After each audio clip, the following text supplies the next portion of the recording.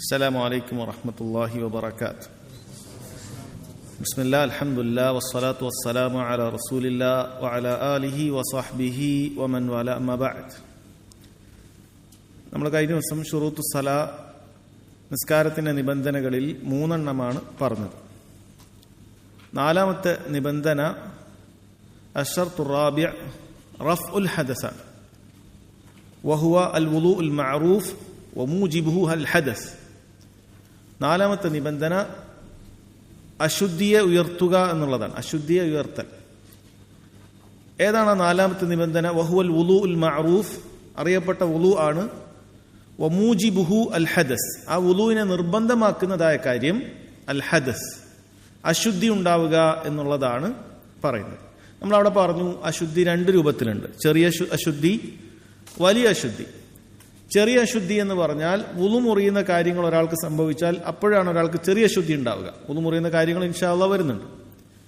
അതുപോലെ കുളി നിർബന്ധമാകുന്ന കാര്യങ്ങൾ ഒരാൾക്ക് സംഭവിച്ചാലാണ് വലിയ അശുദ്ധി ഉണ്ട് എന്നൊരാൾക്ക് പറയാം.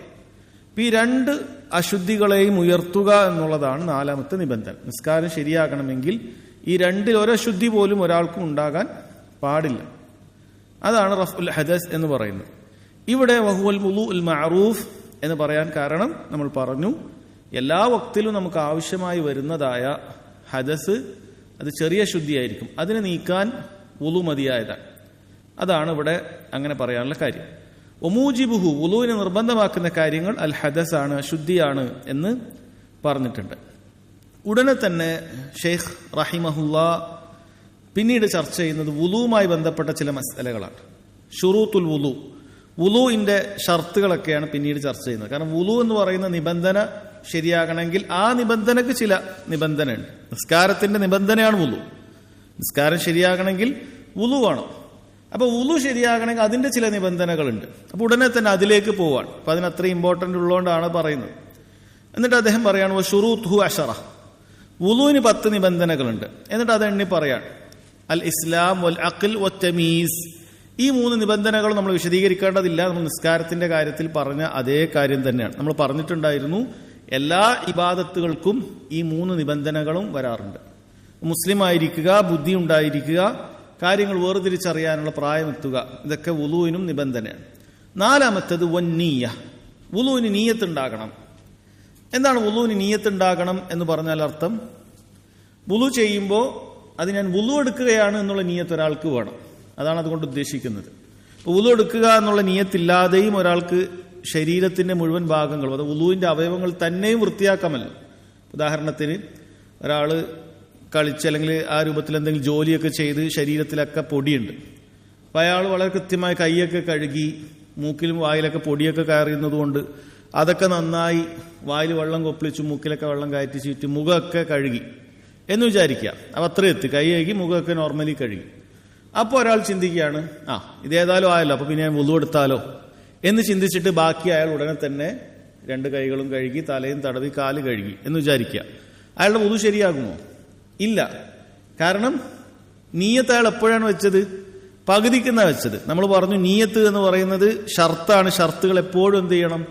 ഇബാദത്തിന് മുമ്പേ തന്നെ, ആരംഭിക്കുന്നതിന് മുമ്പേ തന്നെ ഉണ്ടാകണം. ഇവിടെ ഇബാദത്ത് ആരംഭിച്ചു കഴിഞ്ഞു, അതായത് അയാൾ ആദ്യം കൈ കഴുകി മുഖമൊക്കെ കഴുകി, അപ്പോൾ അയാൾക്ക് ഇത് വുളു എടുക്കുക എന്നുള്ള നിയത്ത് ഉണ്ടായിട്ടില്ല.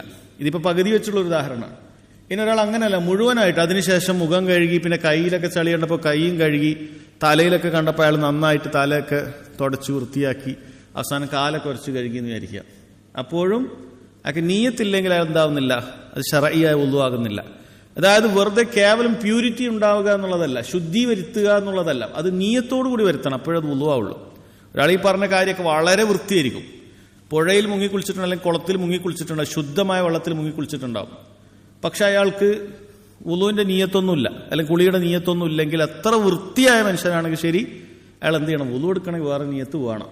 വുളു എടുക്കണമെങ്കിൽ വേറെ നീയത്ത് വേണം. അതുകൊണ്ടാണ് വന്നിയ എന്ന് പറയുന്നത്. ഇന്നമൽ അഅ്മാലു ബിന്നിയ്യാത്ത്, തീർച്ചയായും പ്രവർത്തനങ്ങളെല്ലാം നീയത്തിന്റെ അടിസ്ഥാനത്തിലാണ്. പിന്നീട് പറയുന്നു വസ്തിസ്ഹാബു ഹുക്മുഹാ, അതായത് ഈ നീയത്തിന്റെ ഹുക്കും അവൻ തുടർത്തി കൊണ്ടുപോകണം. അതായത് അവസാനം വരെ അദ്ദേഹം അത് വിശദീകരിക്കുന്നുണ്ട്. ത്വഹാറത്ത് പൂർത്തിയാകുന്നത് വരെ നീയത്ത് മുറിക്കാൻ അവൻ അത് മുറിക്കാൻ വേറൊരു നീയത്ത് വെക്കാൻ പാടില്ല. എന്ന് വെച്ചാൽ പകുതി വെച്ചിട്ട് വുളു മുറിക്കണം എന്നൊരു നീയത്ത് ഒരാളെ മനസ്സിൽ വന്നാൽ അയാളുടെ നീയത്ത് വുളു എന്ത് ചെയ്യും? മുറിഞ്ഞു പോകും. അതാണ് നീയത്ത് അവസാനം വരെ തുടർത്തി കൊണ്ടുപോകുക എന്ന് പറയുന്നത്. ഇസ്തിസ്ഹാബുൽ ഹുക്കും, ആ വിധി, നീയത്തിന്റെ വിധി തുടർത്തി കൊണ്ടുപോകുക എന്ന് പറഞ്ഞാൽ ബിഅൻ ലാ യൻവി ഖത്ഉഹ, അത് മുറിക്കാൻ വേണ്ടി എന്താക്കാൻ പാടില്ല, വേറെ കരുതാൻ പാടില്ല. ഹത്താ തത്തിമ ത്വഹാറ, ത്വഹാറത്ത് പൂർത്തിയാകുന്നത് വരെ അങ്ങനെ ചെയ്യാൻ പാടില്ല.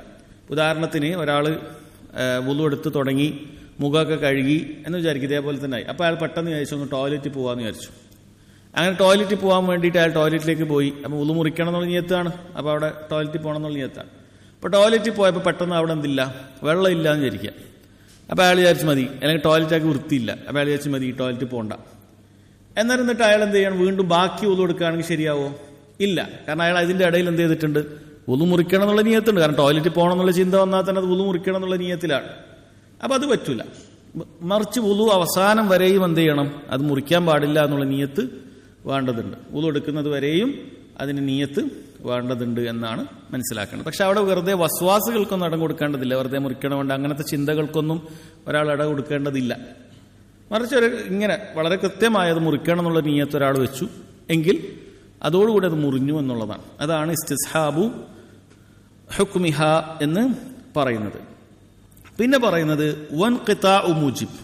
വൻഖിതാഉ മൂജിബ്, വുളുവിനെ നിർബന്ധമാക്കുന്ന കാര്യങ്ങൾ അത് മുറിയണം.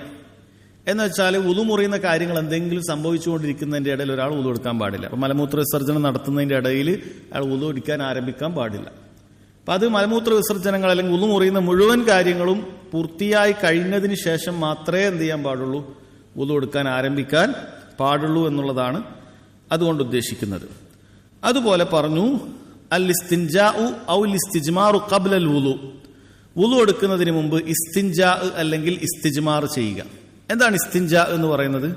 വെള്ളം കൊണ്ട് മലമൂത്ര വിസർജ്യം കഴിഞ്ഞതിന് ശേഷം ശൗച്യം ചെയ്യുന്നതിനാണ്, വൃത്തിയാക്കുന്നതിനാണ് ഇസ്തിൻജാ എന്ന് പറയുന്നത്. അത് കല്ലോ അല്ലെങ്കിൽ അതേപോലെയുള്ള വസ്തുക്കളോ ടിഷ്യൂ പേപ്പറോ പോലെയുള്ള വസ്തുക്കളോ ഉപയോഗിക്കുന്നതിനാണ് ഇസ്തിജ്മാർ എന്ന് പറയുന്നത്. ഇതെല്ലാം വുളു എടുക്കുമ്പോഴും വേണമെന്നല്ല, മറിച്ച് അവിടെ മലമൂത്ര വിസർജ്യം കഴിഞ്ഞിട്ടുണ്ട് എങ്കിൽ ഇത് ചെയ്യണം എന്നാണ് പറഞ്ഞത്. അതായത് ആ നജസ് അവിടെ ബാക്കി വെച്ചുകൊണ്ട് എന്ത് ചെയ്യാൻ പാടില്ല, വുളു എടുക്കാൻ പാടില്ല. കാരണം ഇത് വുളുവിന്റെ ഷർത്തുകളാണ് ഈ പറയുന്നത്. വുളു എടുക്കുന്നതിന് മുമ്പ് ഒരാൾ ടോയ്ലറ്റിൽ പോയിട്ടുണ്ട് എങ്കിൽ അയാൾ എന്ത് ചെയ്യണം, അത് നിർബന്ധമായും വൃത്തിയാക്കിയിരിക്കണം എന്നാ പറയുന്നത്. മൂത്രമൊഴിച്ചു കഴിഞ്ഞു, അയാൾ എന്ത് ചെയ്യണം, അത് വൃത്തിയാക്കിയിരിക്കണം. അത് വുളു എടുക്കുന്നതിന് മുമ്പേ തന്നെ ചെയ്യേണ്ടതാണ്. അതാണ് ഇസ്തിൻജാ ഔ ഇസ്തിജ്മാർ ഖബ്ലഹു എന്ന് പറഞ്ഞത്. ഇസ്തിൻജാ എന്ന് പറഞ്ഞാൽ സാധാരണ വെള്ളം കൊണ്ട് ശുദ്ധീകരിക്കലാണ്, അതാണ് ഏറ്റവും അഫ്ളലായിട്ടുള്ള കാര്യം. എന്നാൽ വെള്ളമുള്ളപ്പോൾ തന്നെ, അത് പ്രത്യേകം മനസ്സിലാക്കണം, തയമ്മം പോലെയല്ല, വെള്ളമുള്ളപ്പോൾ തന്നെ ഒരാൾക്ക് അനുവദിക്കപ്പെട്ട കാര്യമാണ് ഇസ്തിജ്മാർ. ജംറ് എന്ന് പറഞ്ഞാൽ കല്ലാണ്, കല്ല് ഉപയോഗിച്ചുകൊണ്ട് ശുചീകരിക്കുന്നത് കൊണ്ടാണ് ഇസ്തിജ്മാർ എന്ന് പേര് വന്നത്. എന്നാൽ കേവലം കല്ല് മാത്രമല്ല, ശുദ്ധിയുള്ള എന്തും ഉപയോഗിക്കാം. ശുദ്ധിയുള്ള എന്തും ഉപയോഗിക്കാം. ഇവിടെ എന്തും എന്ന് പറയുമ്പോൾ ഇഹ്തിറാമുള്ള വസ്തുക്കളൊന്നും ഉപയോഗിക്കാൻ പാടില്ല. അതായത് ദീനിയായ ദീനിയായ എന്തെങ്കിലുമൊക്കെ ലേഖനങ്ങൾ പോലെയുള്ള അങ്ങനെയുള്ള ഇഹ്തിറാമുള്ളൊന്നും ഉപയോഗിക്കാൻ പാടില്ല. അത് പ്രത്യേകം ശ്രദ്ധിക്കണം. അതല്ലാത്ത സാധാരണഗതിയിൽ ടിഷ്യൂ പേപ്പറോ മറ്റു പേപ്പറുകളോ ഒക്കെ ഉപയോഗിക്കാം. അത് ഉപയോഗിക്കാം. അതിന് ചില കാര്യങ്ങളൊക്കെ അത് വേറെ മസാലകളുണ്ട്. അത് ഏറ്റവും കുറഞ്ഞത് 3 പ്രാവശ്യം ഉപയോഗിക്കണം. ഒറ്റ പ്രാവശ്യം തുടച്ചാൽ, ഒരൊറ്റ ടിഷ്യൂ പേപ്പർ കൊണ്ട് തുടച്ചാൽ വൃത്തിയാവുമെങ്കിൽ ഏറ്റവും കുറഞ്ഞത് 3 പ്രാവശ്യം ഉപയോഗിക്കണം. അത് ഹദീസിൽ വന്നിട്ടുള്ള കാര്യമാണ്. ഇനി 3 പ്രാവശ്യം കൊണ്ട് മാത്രം നിർത്തണം എന്നല്ല, 3 പ്രാവശ്യം കൊണ്ട് വൃത്തിയായിട്ടില്ലെങ്കിൽ അയാൾ എന്ത് ചെയ്യണം, 4 പ്രാവശ്യം കൊണ്ട് വൃത്തിയാക്കണം. എന്നിട്ട് ഒറ്റയിൽ അവസാനിപ്പിക്കണം. 5-ാം കൂടി അത് പൂർത്തിയായി. അത് സുന്നത്താണ്. അത് സുന്നത്തായ കാര്യമാണ്, ഒറ്റയിൽ അവസാനിപ്പിക്കുക. അപ്പം എപ്പോഴാണ് വൃത്തിയാകുന്ന അത്ര. പക്ഷെ എത്ര ഒന്നിലുകൊണ്ട് വൃത്തിയായാലും 3 പ്രാവശ്യം മിനിമം എന്ത് ചെയ്യണം, അത് തുടച്ചു കളയണം എന്നുള്ളതാണ് അതുകൊണ്ട് ഉദ്ദേശിക്കുന്നത്. ഒരാൾക്ക് അനുവദനീയമായ കാര്യമാണ്. ചില ആളുകൾ അത് ചിലപ്പോൾ തെറ്റിദ്ധരിക്കാറുണ്ട്. അങ്ങനെ ടിഷ്യൂ യൂസ് ചെയ്യുന്നത് എന്തോ വെസ്റ്റേൺ കൾച്ചറാണ്, നമുക്ക് പറ്റിയതല്ല എന്ന് തെറ്റിദ്ധരിക്കാറുണ്ട്. അത് ശരിയല്ല. വെള്ളമുള്ളപ്പോൾ തന്നെ ഒരാൾക്ക് എന്ത് ചെയ്യാം, ടിഷ്യൂ യൂസ് ചെയ്യാം. വെള്ളമുള്ളപ്പോൾ തന്നെ ഒരാൾക്ക് ടിഷ്യൂ യൂസ് ചെയ്യാം. അല്ലാതെ രോഗം വരണമെന്നോ അങ്ങനെയൊന്നുമില്ല. വെള്ളം ഉള്ളപ്പോൾ തന്നെ ഒരാൾക്ക് ടിഷ്യൂ യൂസ് ചെയ്യും. ഭയങ്കര തണുപ്പുള്ളൊരു സ്ഥലത്താണ് ഒരാൾ എത്തിയത്. അപ്പോൾ ഈ അടുത്തൊരാൾ അങ്ങനെ ചോദിച്ചിരുന്നു. അയാൾ അവിടെ കസാക്കിസ്ഥാനിലവിടെ പോയി. അപ്പോൾ അയാൾ പറഞ്ഞു അവിടെ അധികം ടോയ്ലറ്റ് വെള്ളമില്ല, നമ്മളാകെ ബുദ്ധിമുട്ടിപ്പോയി. അപ്പം ഞാൻ പറഞ്ഞു, അപ്പം വിചാരിച്ചു അത് അവൻ്റെ നിസ്കാരമൊന്നും ചിലപ്പോൾ ശരിയാവില്ല. കാരണം അങ്ങനെയുള്ള ആൾക്കാർ എന്ത് വിചാരിക്കും, വെള്ളമില്ല അപ്പം എങ്ങനെ ഇപ്പോൾ ഇത് വൃത്തിയാക്കുക, അപ്പോൾ നിസ്കരിക്കാൻ പാടില്ലല്ലോ എന്ന് വിചാരിക്കും. കാരണം നജസ് വൃത്തിയായിട്ടില്ലല്ലോ. ആ ധാരണയിൽ ചിലപ്പോൾ ചില ആൾക്കാർ എന്ത് നിസ്കാരം തന്നെ ഒഴിവാക്കും. അല്ല അവിടെയൊക്കെ അങ്ങനെ പോകുന്ന ആൾക്കാരൊക്കെ ഉണ്ടാവും. അതിൻ്റെ ആവശ്യമില്ല. അവിടെ നമുക്ക് ടിഷ്യൂ പേപ്പർ ഉപയോഗിക്കൽ അനുവദനീയമാണ്, യാതൊരു കുഴപ്പമില്ല, ജായിസാണ്. അത് ഈ ഉമ്മത്തിന് അനുവദിക്കപ്പെട്ട കാര്യത്തിൽ പെട്ടതാണ്. വെള്ളമുണ്ടെങ്കിൽ പോലും അനുവദിക്കപ്പെട്ടതാണ്. എന്നാൽ വെള്ളമുണ്ടെങ്കിൽ ഏറ്റവും അഫ്ദൽ വെള്ളം തന്നെയാണ്, ഏറ്റവും അഫ്ദൽ വെള്ളം തന്നെയാണ്, അത് യാതൊരു സംശയവുമില്ല. പക്ഷേ എന്താ മനസ്സിലാക്കേണ്ട കാര്യം ഏറ്റവും ഇത് വെള്ളമുള്ളപ്പോൾ തന്നെ ഇസ്തിജ്മാർ ചെയ്യൽ അനുവദനീയമാണ്. അത് ടിഷ്യൂ പേപ്പറോ മറ്റോ ഒക്കെ ഒരാൾക്ക് യൂസ് ചെയ്യാവുന്നതാണ്. അതാണ് ആ പറഞ്ഞ നിബന്ധന. ഇത് വുളൂവിന് മുമ്പേ തന്നെ ചെയ്യേണ്ടതായ കാര്യമാണ്. അത് ആവശ്യമുണ്ടെങ്കിൽ, അല്ല എല്ലാ വക്തിലും ഇസ്തിജ്മാറും ആവശ്യമുണ്ടെന്നല്ല, ആവശ്യമുണ്ടെങ്കിൽ അത് ചെയ്യാം. അതുപോലെ പറഞ്ഞതാണ് വത്തുഹൂരിയത്തു മാഇൻ വ ഇബാഹത്തുഹു, വെള്ളം ശുദ്ധിയുള്ളതുമാകുക അനുവദിക്കപ്പെട്ടതുമാകുക എന്ന് രണ്ട് കാര്യം പറയുന്നുണ്ട്. വെള്ളം ശുദ്ധിയുള്ളതാകുക എന്ന് പറഞ്ഞാൽ വാളിഹാൻ. കാരണം നജസ് വൃത്തിയാക്കുന്ന വെള്ളം ഒരിക്കലും നജസുള്ളതാകാൻ പാടില്ല. നജസ് വൃത്തിയാക്കുന്ന വെള്ളം നജസുള്ളതായാൽ എന്തായിരിക്കും അവസ്ഥ? നജസ് പോവുമോ? ഇല്ല. ഓൾറെഡി നജസുള്ള വെള്ളമാണ് നമ്മുടെ കയ്യിലുണ്ടെങ്കിൽ നജസ് കൂടെ ഉള്ളൂ, വൃത്തിയാക്കാൻ നിന്നാൽ ഉള്ളതിനേക്കാൾ കൂടെ ഉള്ളൂ. അതുകൊണ്ടാണ് തുഹൂരിയത്തു മാഇൻ എന്ന് പറയുന്നത്. വെള്ളം ശുദ്ധിയുള്ളതായിരിക്കണം എന്ന് പറയുന്നത് അതാണ്. രണ്ടാമത് പറഞ്ഞത് ഇബാഹത്തുഹു എന്നാണ്, അനുവദിക്കപ്പെട്ടതായിരിക്കണം എന്നാണ്. ഇത് അഭിപ്രായ വ്യത്യാസമുള്ള ഒരു മസലയാണ്. വെള്ളം, അത് ശുദ്ധീകരിക്കുന്ന വെള്ളം അത് അനുവദിക്കപ്പെട്ടതാണെങ്കിലേ നമ്മുടെ വുളു ശരിയാവുകയുള്ളൂ എന്നാണ് അറിയപ്പെട്ട മദ്ഹബിൽ അഭിപ്രായം. അതുകൊണ്ടാണ് മുഹമ്മദ് അബ്ദുൽ വഹാബ് റഹിമഹുല്ലാഹ് അഭിപ്രായം കൊണ്ടുവന്നിട്ടുള്ളത്. എന്നാൽ പല പണ്ഡിതന്മാരും പറഞ്ഞിരിക്കുന്നത് അത് നിബന്ധനയല്ല, അത് നിബന്ധനയാണ്. യസിഹു മാലിസ്, ശരിയാകും പക്ഷെ കുറ്റത്തോടുകൂടി എന്നാണ് അവർ പറയുന്നത്. എന്ന് വെച്ചാൽ ഒരാൾ അനുവദിക്കപ്പെടാത്ത വെള്ളം എന്ന് പറയുന്നത് എന്താണ്? മോഷ്ടിച്ച വെള്ളം. ഒരാൾ മോഷ്ടിച്ച വെള്ളം എടുത്തിട്ട് മലമൂത്ര വിസർജനം നടത്തി, അല്ലെങ്കിൽ വുളു എടുത്തു, അവിടെ പറയുന്നത് വുളു ശരിയാകും. അതേപോലെ തന്നെ ഈ പറയുന്ന വിസർജനമൊക്കെ നടത്തി വൃത്തിയാക്കുന്നതൊക്കെ ശരിയാകും, പക്ഷേ കുറ്റമുണ്ടാകും. മോഷ്ടിച്ചതിന്റെ കുറ്റം അത് വേറെ ഉണ്ടാവും. ഏതുപോലെ അവർ പറഞ്ഞു, മോഷ്ടിച്ച സ്ഥലത്ത് നിസ്കരിച്ചാൽ നിസ്കാരം ശരിയാകും, പക്ഷെ ആ സ്ഥലം, ഇപ്പൊ ഈ ഒരു സ്ഥലം ഒരാൾ വേറൊരാളുടെ കയ്യിൽ ദുൽമ കൊണ്ട് അയാളെ എടുത്ത് പിടിച്ചെടുത്തിട്ടുള്ള സ്ഥലമാണെന്ന് വിചാരിക്കാം, അയാൾക്ക് അനുവദിക്കപ്പെടാത്ത സ്ഥലമാണ്. അപ്പൊ അവിടെ വെച്ച് നിസ്കരിച്ച നിസ്കാരം ശരിയാകും, പക്ഷെ അതിന് കുറ്റം ഉണ്ടാവും. അതുപോലെ പട്ടുവസ്ത്രം ധരിച്ചിട്ട് ഒരാൾ നിസ്കരിച്ചാൽ നിസ്കാരം ശരിയാകും, പക്ഷേ കുറ്റം ഉണ്ടാവും എന്നതുപോലെയാണ്. കാരണം ഇത് നേർക്കുനേരായ ഇബാദത്തുമായി ബന്ധമില്ല എന്നാണ്, അത് വേറെ നിലക്കാണ് ഹറാം. അതുകൊണ്ട് ഇത് അങ്ങനെയാണ് പറയുന്നത്. ഇബാഹത്തുഹു എന്ന് പറയുന്നത് പണ്ഡിതന്മാർ പറയുന്നത് അത് മുബാഹല്ലെങ്കിലും ഷർത്താണെന്ന് പറയാൻ പറ്റൂല. അത് നിസ്കാരം ശരിയാകും, അതുപോലെ തന്നെ വുളു ശരിയാകും, പക്ഷേ കുറ്റം ഉണ്ടാകും. ആ മോഷ്ടിച്ചതിന്റെ കുറ്റം അത് വേറെ ഉണ്ടാകും എന്നാണ് പറയുന്നത്.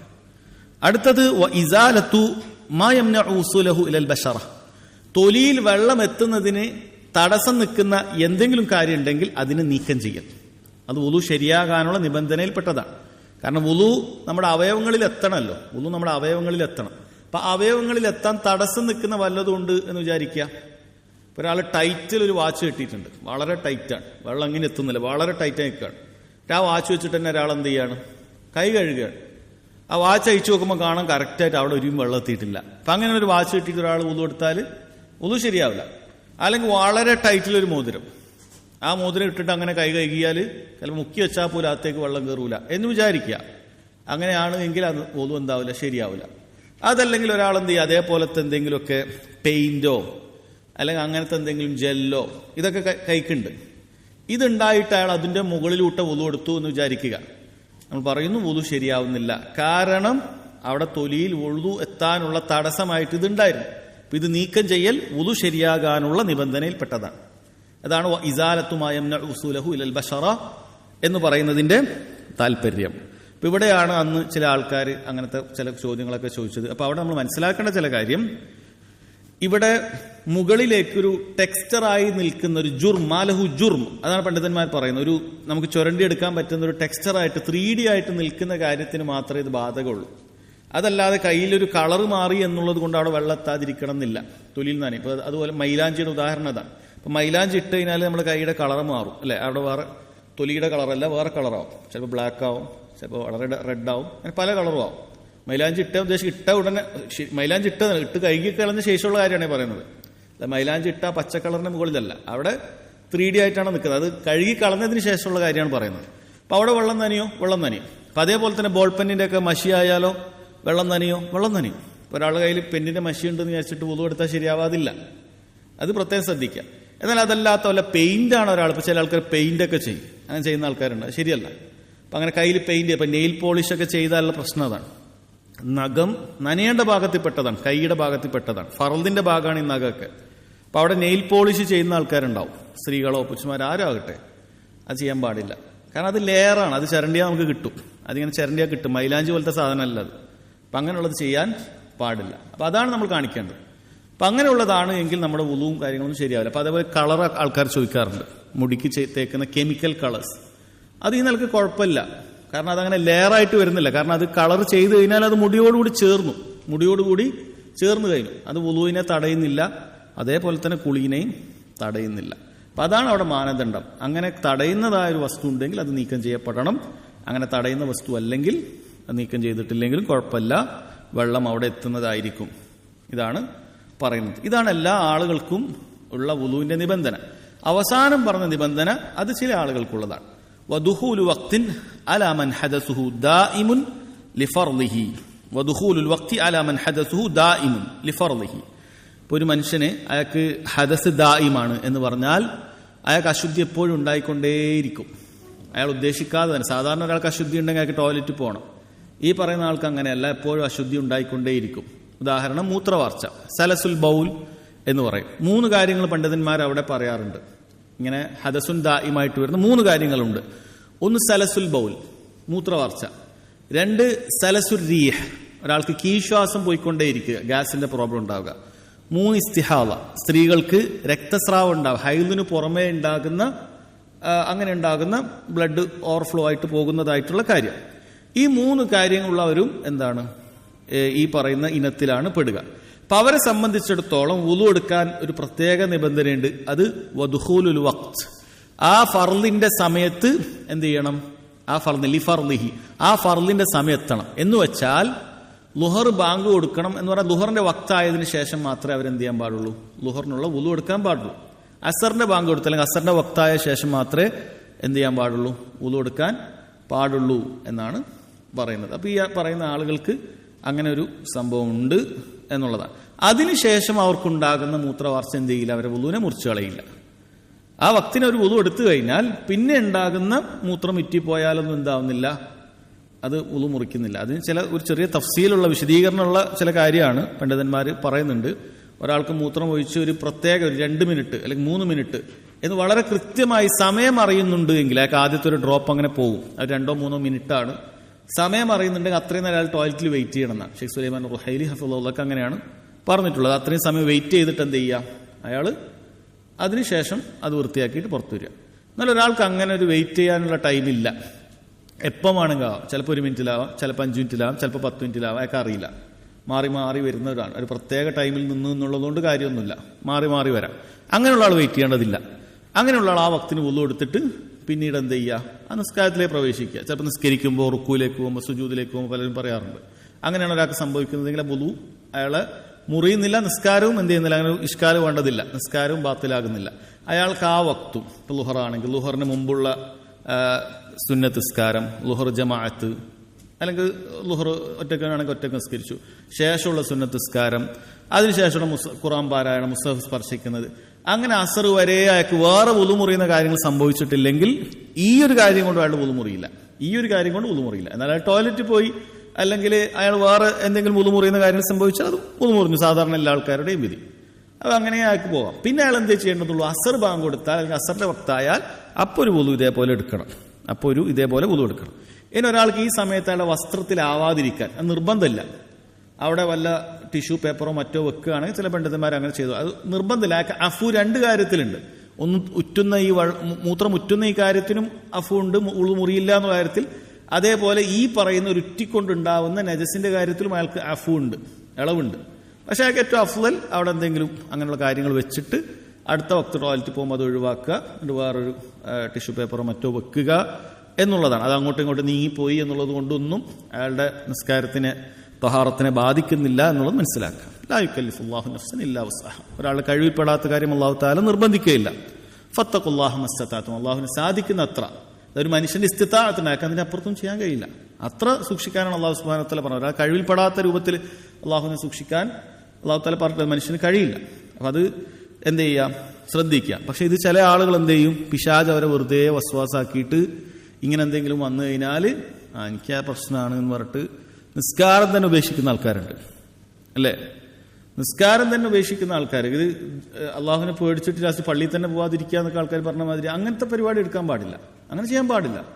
ഒരാൾ അങ്ങനെ അല്ലല്ലോ, അള്ളാഹുവിന് സുബ്ഹാനഹു വതആല പേടിക്കേണ്ടതുപോലെ പേടിക്കണം, അവന്റെ ദീൻ പഠിച്ചിട്ട് വേണം പേടിക്കാൻ. അല്ലാതെ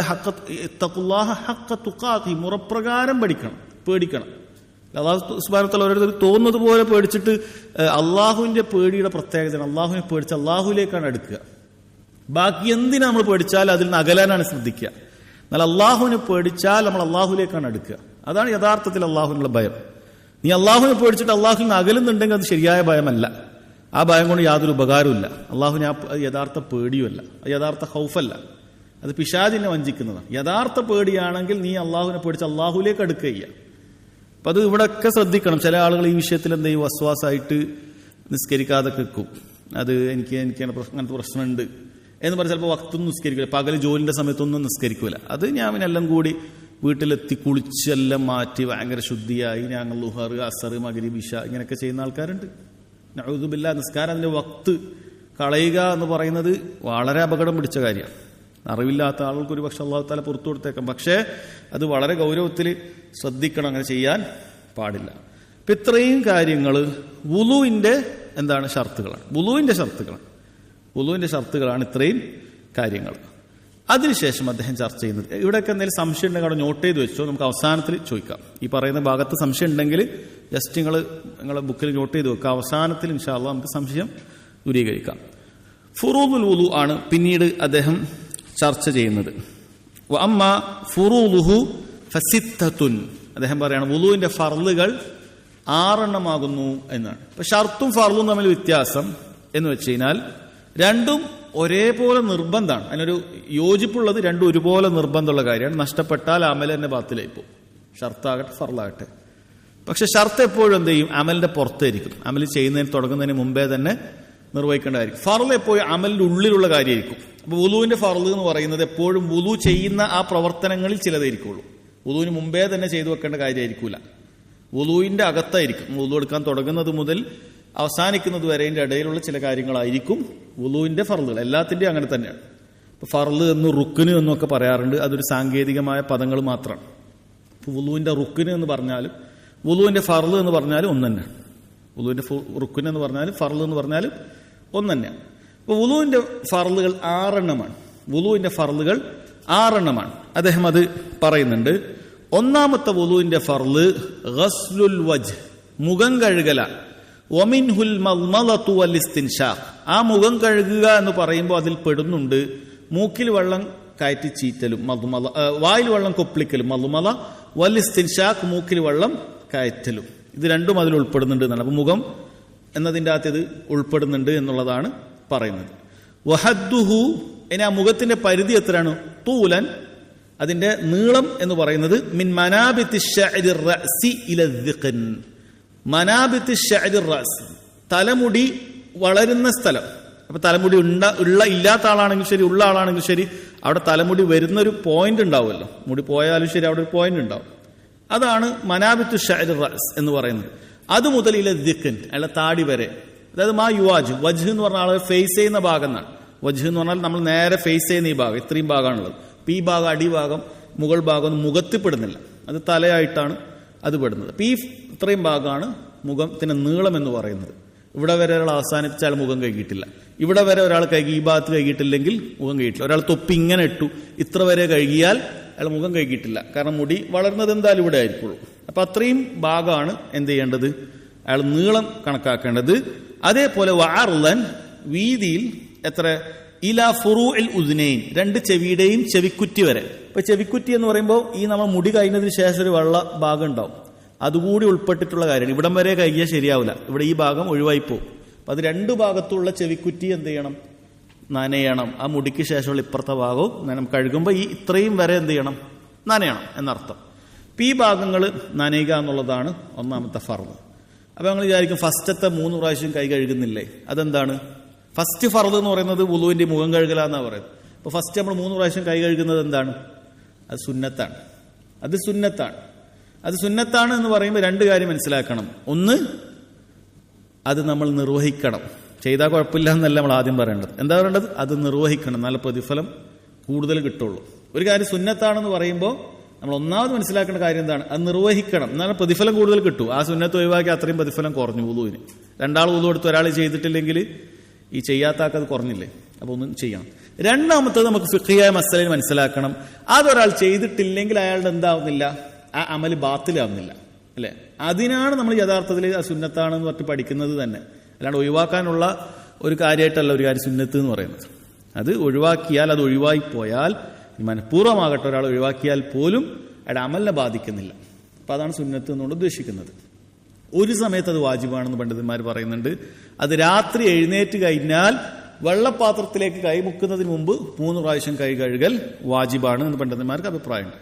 പഴയകാലത്ത് തോൽപാത്രത്തിലാണ്. അപ്പം അതിലേക്ക് നജസാവാതിരിക്കാൻ ഹദീസിൽ പറയുന്നുണ്ട്, നിങ്ങൾ കൈ രാത്രി എവിടെയാണ് പോയിട്ടുണ്ടാകുക നിങ്ങൾക്കറിയില്ല, അതുകൊണ്ട് ആ പാത്രത്തിലേക്ക് കൈ മുക്കുന്നതിന് മുമ്പ് 3 പ്രാവശ്യം കഴുകൽ വാജിബാണ്. അതല്ലാത്ത സാഹചര്യത്തിലൊക്കെ, സാധാരണ ഉണർവിൽ വുളു എടുക്കുന്ന സമയത്തൊക്കെ അത് 3 പ്രാവശ്യം കഴുകൽ സുന്നത്താണ് എന്നാണ് മനസ്സിലാക്കുന്നത്. അപ്പം അതുകൊണ്ടാണ് ഫസ്റ്റത്തത് മുഖമെന്ന് പറയാനുള്ള കാര്യം. അപ്പം ആ മുഖത്തിന്റെ നീളവും വീതിയും പറഞ്ഞു. ആ മുഖത്തിൽ പെട്ടതാണ് അൽ മൽമലത്തു വൽ ഇസ്തിൻഷാഖ്. മൽമല വായിൽ വെള്ളം കൊപ്പിളിക്കുക, ഇസ്തിൻഷാഖ് മൂക്കിൽ വെള്ളം കയറ്റുക. അപ്പം ഇത് 2 ഭാഗത്തും വെള്ളം എത്തുക എന്നുള്ളത് നിർബന്ധമാണ്.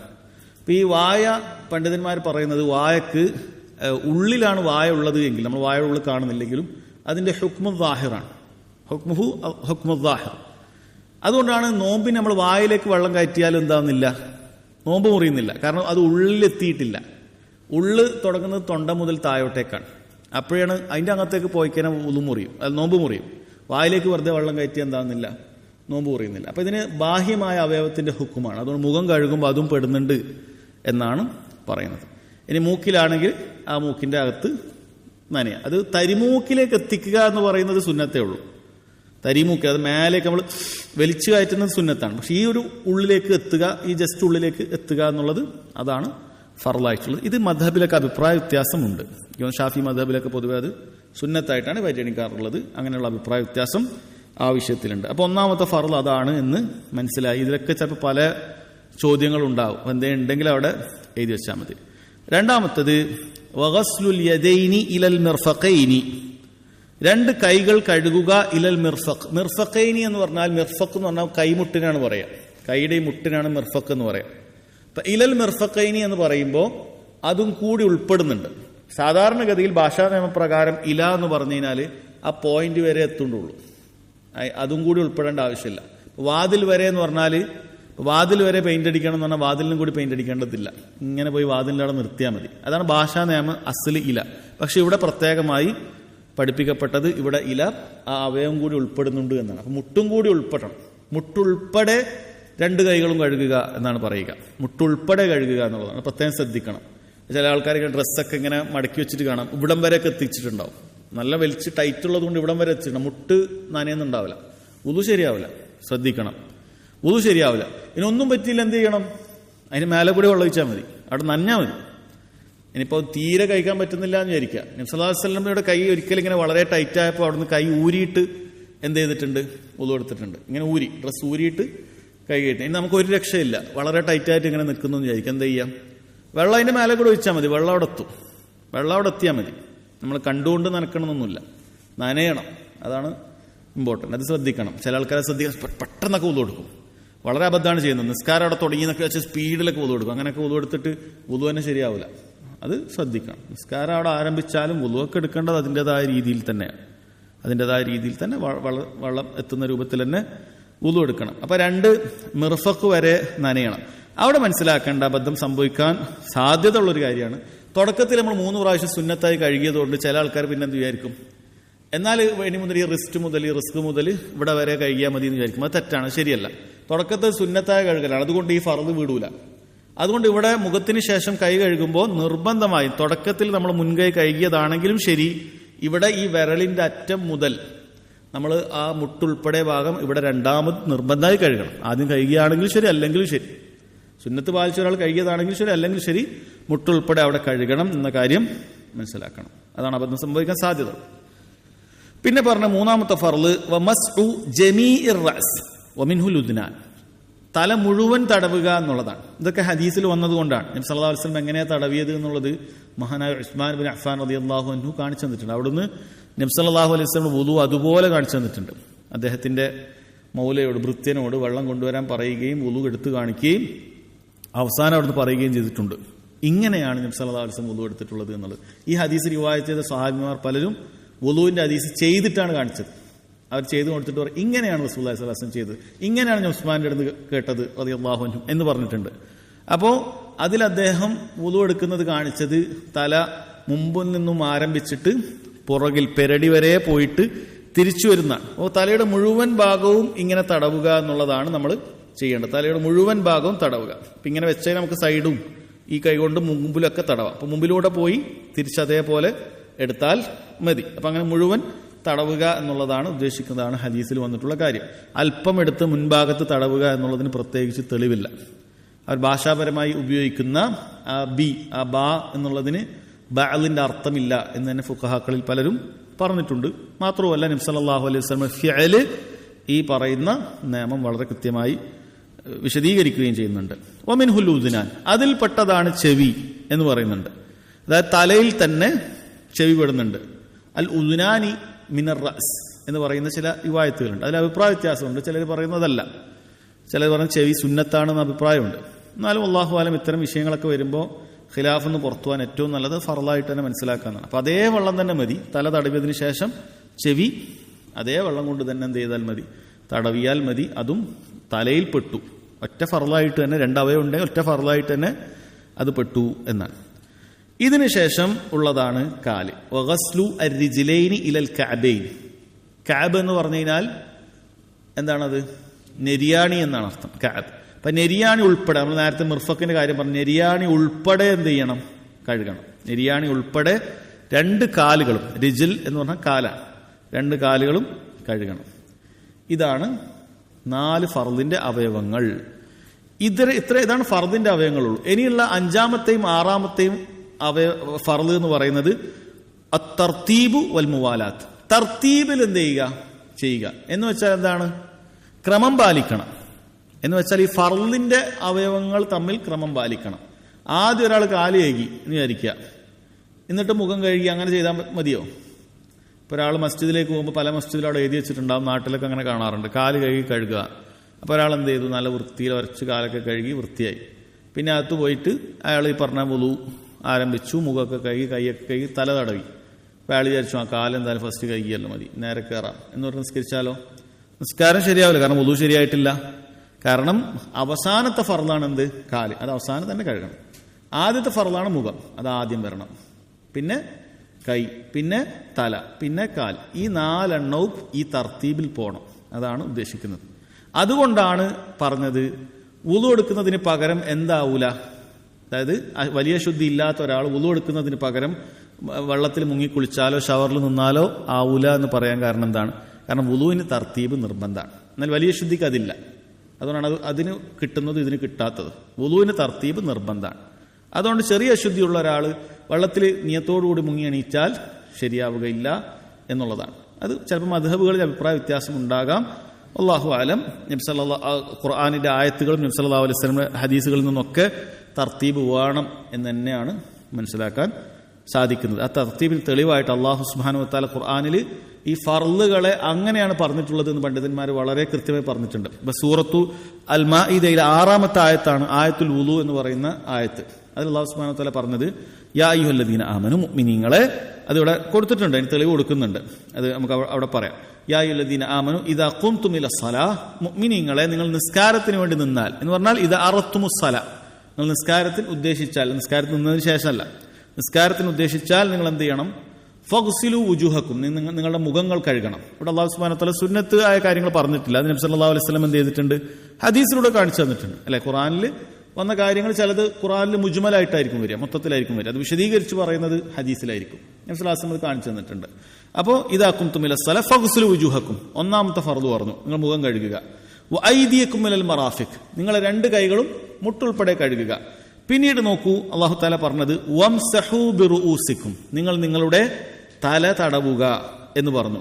പിന്നെ പറഞ്ഞത് വഅർജുലക്കും ഇലൽ കഅബൈൻ, കാലുകൾ നെരിയാണി ഉൾപ്പെടെ കഴുകുക. എന്ന് പറഞ്ഞു. നോക്കൂ, യഥാർത്ഥ ഭാഷാ നിയമപ്രകാരം സാധാരണ ഒരേ ഇനത്തിൽപ്പെട്ടതെല്ലാം ഒരുമിച്ചാണ് പറയാ. ഇപ്പൊ ഇവിടെ മഗ്സൂലാത്ത്, കഴുകേണ്ടതെല്ലാം ഏതൊക്കെയുള്ളത്? മുഖവും കൈയും കാലുമാണ്. അത് ഒരുമിച്ച് പറയണമായിരുന്നു. തടവേണ്ടത് തലയും, അത് വേറെ പറയണ. പക്ഷെ അല്ലാഹു സുബ്ഹാനഹു വ തആല രണ്ട് കഴുകേണ്ടത് പറഞ്ഞു, ഉടനെ തല തടവേണ്ടത് പറഞ്ഞു, പിന്നെയാണ് വീണ്ടും കഴുകേണ്ടത് പറയുന്നത്. അപ്പൊ അങ്ങനെ പറയണമെങ്കിൽ തീർച്ചയായും അത് തർത്തീബിനെയാണ് അറിയിക്കുന്നത് എന്നാണ് ഫുഖഹാക്കൾ മുഫസ്സിരീങ്ങളൊക്കെ പറഞ്ഞിട്ടുള്ളത്. അപ്പൊ അതുകൊണ്ട് അവിടെ തർത്തീബ് നിർബന്ധമാണ് എന്ന് മനസ്സിലാക്കുക. അതുപോലെ നബി സല്ലല്ലാഹു അലൈഹി വസല്ലം പറഞ്ഞിട്ടുണ്ട്, ഇബ്ദഉ ബിമാ ബദഅ അല്ലാഹു ബിഹി. അല്ലാഹു സുബ്ഹാനഹു വ തആല തുടങ്ങിയത് കൊണ്ട് നിങ്ങൾ തുടങ്ങുക. അല്ലാഹു ഇതാണ് തർത്തീബിൽ പറഞ്ഞിട്ടുള്ളത്. ഇത് ഹജ്ജിന്റെ വേളയിൽ പറഞ്ഞതാണ്. ഇന്ന സഫാ വൽ മർവ മിൻ ശആഇരില്ലാഹ്. സഫ മർവ അല്ലാഹുവിന്റെ ദീനി ചിഹ്നങ്ങളിൽപ്പെട്ടതാണ് എന്ന് പറഞ്ഞു. സഫയിൽ നിന്ന് തുടങ്ങാൻ പറഞ്ഞിട്ടുണ്ട്. അപ്പൊ അല്ലാഹു സഫ ആരംഭിച്ചു. അപ്പൊ നമ്മൾ സഈ ചെയ്യുമ്പോൾ സഫ ആദ്യം ആരംഭിക്കുന്നു. അതുപോലെ അല്ലാഹു സുബ്ഹാനഹു വ തആല ഈ തർത്തീബിലാണ് ആരംഭിച്ചത്. ഇതേപോലെ നമ്മളും ആരംഭിക്കുക എന്നാണ് പറയുന്നത്. അപ്പൊ തർത്തീബ് നിർബന്ധമാണ് എന്ന് മനസ്സിലായി. അടുത്തത് ആറാമത്തെ ഫർള് എന്ന് പറയുന്നത് വൽ മുവാലാത്ത്, തുടർച്ചയുണ്ടാവുക എന്നാണ്. എന്താണ് തുടർച്ചയുണ്ടാവുക എന്ന് പറഞ്ഞാൽ, ഒരു ഫർള് കഴിഞ്ഞ് അടുത്ത ഫർളിലേക്ക് പോകുമ്പോൾ അതിനിടയിൽ ആദ്യത്തെ ഫർളിന്റെ അവയം പൂർണ്ണമായി ഉണങ്ങിപ്പോകുന്ന ഒരവസ്ഥയിൽ ഉണ്ടാകാൻ പാടില്ല എന്നാ പറയുന്നത്. എങ്ങനെ? ഒരാള് മുഖം കഴുകി, നല്ല വൃത്തിയിൽ മുഖമൊക്കെ കഴുകി, വായിൽ വെള്ളം കൊപ്പിളിച്ചു, മൂക്കിൽ വെള്ളം കയറ്റി ചീറ്റി, ഉടനെ അയാൾക്കൊരു ഫോൺ വന്നു വിചാരിക്കുക. അയാൾ ഫോൺ എടുത്ത് ഇങ്ങനെ പുറത്തുപോയി 5 മിനിറ്റ് 10 മിനിറ്റ് ഒക്കെ സംസാരിച്ച് തിരിച്ചു വന്നു. മുഖമൊക്കെ ഉണങ്ങിയിട്ടുണ്ട്. അപ്പോൾ അയാൾ വെച്ചാൽ മുഖം ഏതായാലും ഞാൻ കഴുകിയല്ലേ, ഇനിയിപ്പോൾ കൈ മുട്ടുൾപ്പെടെ കഴുകുക, തല തടവുക, കാല് കഴുകുക, കഴിഞ്ഞു എന്ന് വെച്ച് പോയാൽ അത് ശരിയാവില്ല എന്നാണ് പറയുന്നത്. കാരണം തുടർച്ച നഷ്ടപ്പെട്ടു പോയി. എന്നാൽ ചെറിയ ഫോൺ എടുത്ത് വേഗം സംസാരിച്ച അവിടെ ഉടനെ വെച്ചാൽ അവിടെ പോകുന്നില്ല. മറിച്ച് ഒരുപാട് 5-10 മിനിറ്റൊക്കെ ഒരാൾ സംസാരിച്ച് അങ്ങനെ പോയി വന്നാണെങ്കിൽ ആ തുടർച്ച പോയിട്ടുണ്ട്. അപ്പോൾ വീണ്ടും ആദ്യം മുതൽ ആരംഭിക്കുക. ഫോൺ എടുക്കേണ്ടെന്നല്ല, ചിലപ്പോൾ അത്യാവശ്യത്തിന് എടുക്കേണ്ടി വരും. അയാൾ ആദ്യം മുതൽ എന്ത് ചെയ്യുക? വുളു ആരംഭിക്കുക എന്നുള്ളതാണ് പറയുന്നത്. അപ്പം അതിൻ്റെ തെളിവും കൊടുത്തിട്ടുണ്ട്. വദലീലുൽ മുവാലാത്ത്, തുടർച്ച വേണം എന്നുള്ളതിന്റെ തെളിവ് ഹദീസു സാഹിബുൽ ലുംഅയുടെ ഹദീസ്. ലുംഅ എന്ന് പറഞ്ഞാൽ തിളങ്ങി ഒരാളുടെ ഭാഗത്തിന് വുളു തട്ടാതെ അവിടെ പ്രത്യേകം അടയാള വ്യത്യാസം ഉണ്ടായിട്ടുണ്ട്. അപ്പൊ ആ വ്യക്തിയുടെ ഹദീസ് എന്നുള്ളതാണ് പറയുന്നത്. എന്താണ് ആ ഹദീസിലുള്ളത്? അൻ നബി സല്ലല്ലാഹു അലൈഹി വസല്ലം അന്നഹു ലമ്മ റഅ റജുലൻ ഫീ ഖദമിഹി, ഒരു മനുഷ്യന്റെ ഒരു കാലിൽ കണ്ടു, കാൽപാദത്തിൽ കണ്ടു, ലുംഅത ഖദ്രി ദിർഹം ലം യുസിബ്ഹൽ മാ, വെള്ളം തട്ടാത്തതായ ഒരു ദിർഹമിന്റെ, അതായത് നാണയത്തുട്ടിന്റെ വലിപ്പം വെള്ളം തട്ടാത്തതായ ഒരു ഭാഗം കണ്ടു. അപ്പൊ അങ്ങനെ ബാക്കിയുള്ള ഭാഗം നനഞ്ഞിട്ട് ഒരു ഭാഗം വെള്ളം തട്ടാണ്ടാകുമ്പോൾ പ്രത്യേകിച്ച് എടുത്ത് കാണിക്കുമല്ലോ. അപ്പൊ അങ്ങനെ ഒരു ആളെ കണ്ടു. ഫഅമറഹു ബിൽ ഇആദ, നബി സല്ലല്ലാഹു അലൈഹി വസല്ലം അയാളോട് വുളു ആദ്യം മുതൽ എടുക്കാനാണ് പറഞ്ഞത്. എന്തുകൊണ്ടാന്ന് വെച്ചാൽ തൊട്ടു മുമ്പ് ചെയ്ത തല തടവുക അല്ലെങ്കിൽ അതിന് മുമ്പ് ചെയ്ത ഫർളൊക്കെ ഉടങ്ങിപ്പോയിട്ടുണ്ട്. ഈ ഭാഗം മാത്രം നബി സല്ലല്ലാഹു അലൈഹി വസല്ലം കാണാൻ നനഞ്ഞിട്ടില്ല എന്ന് മനസ്സിലാവുകയും ചെയ്തിട്ടുണ്ട്. അതുകൊണ്ടാണ് പറഞ്ഞത്. അപ്പൊ പണ്ഡിതന്മാർ പറയാണ്, മുവാലാത്ത് ഇല്ലായിരുന്നെങ്കിൽ കാല് മാത്രം കഴുകാൻ പറഞ്ഞാൽ മതിയായിരുന്നു, ആ ഭാഗത്തൊന്ന് കഴുകിയാൽ മതി എന്ന് പറഞ്ഞാൽ മതിയായിരുന്നു. അപ്പൊ കുറെ നേരം കഴിഞ്ഞപ്പോഴാണ് നബി സല്ലല്ലാഹു അലൈഹി വസല്ലം അവിടെ നനഞ്ഞിട്ടില്ല എന്നുള്ള കാര്യം ഇയാളിൽ നിന്നും കാണാൻ സാധിച്ചത്. എങ്ങനെയാണെന്നുള്ളത് നമുക്കറിയില്ല. അവിടെ സംഭവം റാവി നമുക്ക് പറഞ്ഞു തന്നിട്ടുണ്ട്. നബി സല്ലല്ലാഹു അലൈഹി വസല്ലം അവിടെ ഒരു ഭാഗം കാണാതെ നിന്നതുകൊണ്ട് ഈ ആദത്താണ് ആവശ്യപ്പെട്ടത്. ഉടനെ തന്നെ കാല് കഴുകിയാൽ മതി എന്ന് പറഞ്ഞിട്ടില്ല. കാരണം തൊട്ടു മുമ്പത്തെ ഫർള് കഴിഞ്ഞിട്ട് സമയമായിട്ടുണ്ടാവും. അതുകൊണ്ട് തന്നെ ഇനി എന്താൻ പറ്റൂല, കാല് മാത്രം കഴുകിയാൽ പോരാ, ആദ്യം മുതൽ തന്നെ ആരംഭിക്കണം. അപ്പൊ അങ്ങനെയാണ് മുവാലാത്തിനുള്ള തെളിവായിട്ട് പണ്ഡിതന്മാർ പറയുന്നത്. അപ്പൊ ഈ ആയത്തിൽ തന്നെ അവരെന്ത് ചെയ്യുന്നുണ്ട്? അതിനുള്ള തെളിവുകൾ കൊണ്ടുവരുന്നുണ്ട്. അപ്പൊ ഈ 6 ഫർളുകൾ എന്ത് ചെയ്യണം? നിസ്കാരത്തിന് വുളുവിന് നമ്മൾ പാലിച്ചിരിക്കണം. എങ്കിൽ മാത്രമേ നമ്മുടെ ഫർള് ശരിയാവുകയുള്ളൂ. ഈ ആയത്താണ് അതിനുള്ള തെളിവ്. അപ്പൊ ഈ ആയത്ത് എന്ത് ചെയ്യാം? നമ്മൾ പഠിക്കാം. അതിനുശേഷം വുളുവിന്റെ കാര്യം ഒന്നുകൂടി അദ്ദേഹം ചർച്ച ചെയ്യുന്നത് വാജിബുഹു അത്തസ്മീഅതു മഅ ദിക്ർ അല്ലെങ്കിൽ മഅ ദുക്ർ. വാജിബ്, വുളുവിന്റെ വാജിബിൽപ്പെട്ടതാണ് ഓർമ്മയുണ്ടെങ്കിൽ അയാൾ ബിസ്മില്ലാ എന്ന് ചൊല്ലുക. തസ്മിയത്ത് മഅ ദിക്ർ എന്ന് പറഞ്ഞാൽ മനഃപൂർവ്വം ഒരാൾ ഉപേക്ഷിക്കാൻ പാടില്ല. അപ്പൊ ആ വാജിബ് ഒരാൾ നിസിയാൻ കൊണ്ട്, മറവി കൊണ്ട് അളവ് നൽകപ്പെടും എന്നാ പറയുന്നത്. ഒരാൾ മറന്നുകൊണ്ട് ബിസ്മി ചൊല്ലാതെ വുളു എടുത്താൽ അയാൾ വുളു ശരിയാക്കും. ഇത് പണ്ഡിതന്മാരുടെ 2 അഭിപ്രായങ്ങളിൽ ഒരഭിപ്രായം വെച്ച് പറയാണ്. ബഹുഭൂരിപക്ഷ അഭിപ്രായം വുളുവിന് ബിസ്മി ചൊല്ലൽ സുന്നത്താണ് എന്നാണ്. ഇനി വാജിബാണെന്ന് പറഞ്ഞവർ പറയുന്നത് ഓർമ്മ ഉണ്ടെങ്കിലാണ് എന്നാണ്. ഓർമ്മ ഉണ്ടെങ്കിൽ വാജിബാണ്. ഒരാൾ മറന്നുപോയാൽ എന്ത് ചെയ്യേണ്ടതില്ല? വുളു ആദ്യം മുതൽ ആരംഭിക്കേണ്ടതില്ല. അഥവാ ഷർത്തല്ല. ഷർത്താണെങ്കിൽ അങ്ങനെ, ബിസ്മി എങ്ങാനും ഷർത്തായിരുന്നെങ്കിൽ പകുതി വെച്ചിട്ടാണ് ബിസ്മി പറഞ്ഞിട്ടില്ല എന്ന് ഓർമ്മ ഒന്നും എന്ത് ചെയ്യേണ്ടി വരും? ആദ്യം മുതൽ ചെയ്യേണ്ടി വരും. ഇതല്ല, ഇത് ഓർമ്മ ഉണ്ടെങ്കിൽ വാജിബാണ്. എന്ന് വെച്ചാൽ ഒരാൾ മനഃപൂർവ്വം അത് ചെയ്യാതിരുന്നാൽ അപ്പോഴും വുളു ശരിയാകാന്നില്ല, കുറ്റക്കാരനാകും എന്നാണ് പറയുന്നത്. ഷെയ്ഖ് ഇബ്നു ബാസ് റഹിമഹുള്ളാഹ് പറയുന്നുണ്ട്, ഒരാൾക്ക് പകുതി വെച്ചാണ് ഓർമ്മ വരുന്നുണ്ടെങ്കിൽ അപ്പം ബിസ്മില്ലാ എന്ന് പറഞ്ഞാൽ മതി. പകുതി വെച്ചാണ് ഒരാൾക്ക് ഓർമ്മ വരുന്നത്, അപ്പം ബിസ്മില്ലാ എന്ന് പറഞ്ഞാൽ മതി. അതാണ് അതിൻ്റെ വുളുവിൻ്റെ വാജിബായിട്ടുള്ള കാര്യം. അപ്പം അത് ശ്രദ്ധിക്കണം. തുടങ്ങുമ്പോൾ ബിസ്മില്ലാ എന്ന് പറഞ്ഞിട്ടാണ് തുടങ്ങേണ്ടത്. അപ്പോൾ അവിടെ അങ്ങനത്തെ മസാലകൾ ചോദിക്കാറുണ്ട്, ടോയ്ലറ്റൊക്കെ ഉള്ള സ്ഥലത്ത് എന്ത് ചെയ്യണം എന്നുള്ളത്. അത് നമ്മൾ കയറുമ്പോൾ തന്നെ ബിസ്മില്ലാ എന്ന് പറഞ്ഞാൽ മതി. അല്ലെങ്കിൽ ചില പണ്ഡിതന്മാർ പറഞ്ഞതുപോലെ അവിടെ മനസ്സിൽ പറഞ്ഞാൽ മതി, ഒച്ചത്തിൽ പറയേണ്ടതില്ല എന്നാണ് അല്ലാഹു അഅലം. അതിനുശേഷം വുളുവുമായി ബന്ധപ്പെട്ട ഒരു കാര്യം കൂടി ചർച്ച ചെയ്തിട്ടാണ് അടുത്ത ഷർത്തിലേക്ക് പോകുന്നത്. അത് ഇതും കൂടി പറഞ്ഞിട്ട് നമുക്ക് നിർത്താം. ഇത് എളുപ്പമുള്ള നമുക്ക് അറിയുന്ന വുളു മുറിയുന്ന കാര്യങ്ങളാണ്. വനവാഖിലുഹു സമാനിയ, വുളു മുറിയുന്ന കാര്യങ്ങൾ 8 ആകുന്നു എന്നാ പറയുന്നത്. വുളു മുറിയുന്ന കാര്യങ്ങൾ 8 ആകുന്നു. അപ്പോൾ വുളുവിന്റെ കാര്യങ്ങൾ പഠിക്കുമ്പോൾ വുളു മുറിയുന്ന കാര്യങ്ങൾ പഠിക്കണം. കാരണം ഷർത്തിൽപ്പെട്ട കാര്യം എന്താണ്? വുളു മുറിയുന്ന കാര്യങ്ങൾ എന്ത് ചെയ്യണം? നിൽക്കണം, എന്നിട്ടേ വുളു തുടങ്ങാൻ പാടുള്ളൂ എന്ന് പറയുന്നുണ്ട്. അപ്പൊ വുളു മുറിയുന്ന കാര്യങ്ങൾ എന്താണെന്ന് പഠിക്കണമല്ലോ. ഈ പറയുന്ന ഏതെങ്കിലും ഒരു കാര്യം, ഇനി വുളു മുറിയുന്ന കാര്യങ്ങൾ പറയുന്നത്, അത് ചെയ്തുകൊണ്ട് ഒരാൾ വുളു എടുക്കാൻ പാടില്ല. അത് ചെയ്തുകൊണ്ട് ഒരാൾ വുളു എടുത്തു കഴിഞ്ഞാൽ വുളു ആവൂല. കാരണം വുളുവിന് ഷർത്തിൽപ്പെട്ടതാണ് ഈ വുളു മുറിയുന്ന കാര്യങ്ങൾ സ്റ്റോപ്പ് ചെയ്യണം.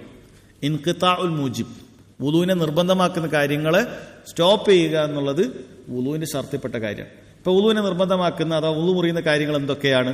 ഇതാ ഈ പറയുന്ന കാര്യങ്ങളാണ്. ഒന്ന്, അൽ ഖാരിജു മിന സബീലൈൻ. അസ്സബീലൈൻ എന്ന് പറഞ്ഞാൽ 2 വഴികൾ അല്ലെങ്കിൽ 2 ദ്വാരങ്ങൾ എന്നാണ്. അപ്പൊ മലമൂത്ര വിസർജ്യ ദ്വാരങ്ങളാണ് ഉദ്ദേശിക്കുന്നത്. അതിൽ നിന്നും വല്ലതും പുറത്തു പോയാൽ, എന്തു പുറത്തു പോയാൽ, അത് ശുദ്ധിയുള്ളതാകട്ടെ ശുദ്ധിയില്ലാത്തതാകട്ടെ, എന്താകണമെങ്കിലും അതെന്ത് ചെയ്യും? വുളുവിനെ മുറിച്ച് കളയുന്നതാണ്. ശുദ്ധിയുള്ളതാകട്ടെ ശുദ്ധിയില്ലാത്തതാകട്ടെ, പുറത്തു പോയാൽ വുളുവിനെ മുറിച്ച് കളയുന്ന കാര്യമാണ് എന്ന് മനസ്സിലാക്കുക. രണ്ടാമത്തേത് വൽ ഖാരിജുൽ ഫാഹിഷു നജിസു മിനൽ ജസദ്.